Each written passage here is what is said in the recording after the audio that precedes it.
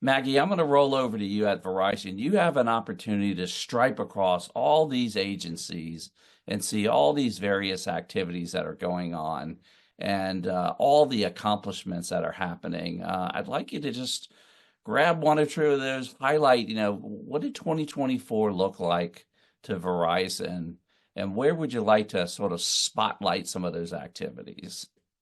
So, it's all about modernization. I think you've heard from Venus and Jane and Dr. Merritt and Melinda the importance of staying on pace to deliver critical communication services at the speed of the warfighter or at the speed of our public safety agencies, or being able to deliver information that's not network centric, it's data centric.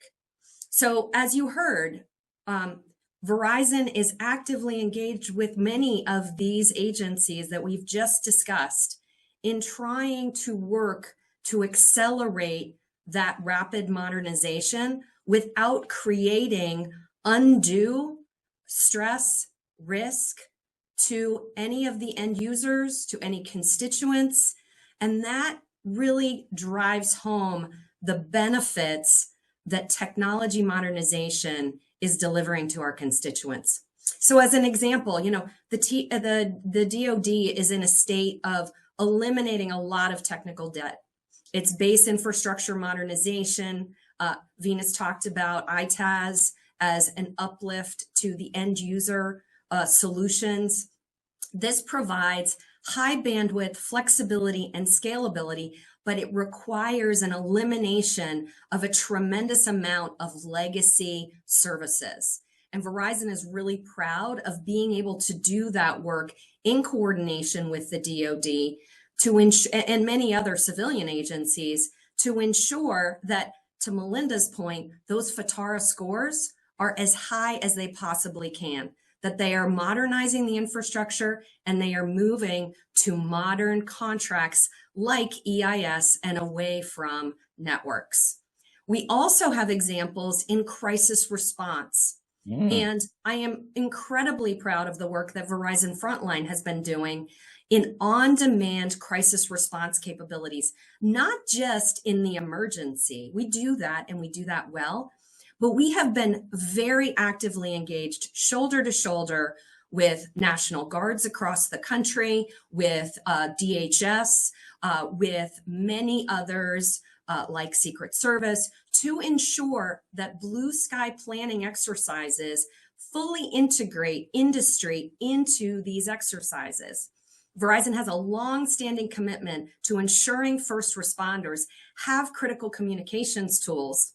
And as we know from our PACE plans, you have to plan effectively during those calm events so that you can improve communications. You can ensure that you have the right roles and responsibilities engaged. One of the examples that I'll just share was in response to both the Chicago and Milwaukee aspects of supporting some of the national conventions. And we worked hand in glove with the Secret Service up in those markets to ensure very, very close interoperability between federal, state, and local agencies to ensure we were able to make those highly productive, highly collaborative events that really minimized risks to attendees or the candidates. So super excited about the progress that we have made this year. Another area that I'll just call out is the importance of migrating to cloud-based services. You cannot do that effectively on legacy technologies. And so again, committing to things like base infrastructure modernization, the elimination of time division multiplexing out of the network. This is old technology that really is standing in the way of several of the objectives that the CIOs you've just heard from today are attempting to achieve. Data-centered decision-making through AI. It cannot be done with legacy technical debt.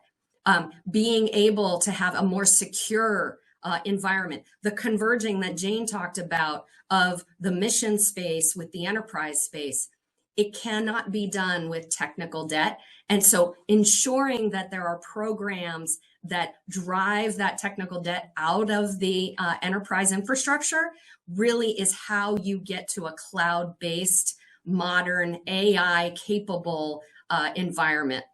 And so Absolutely.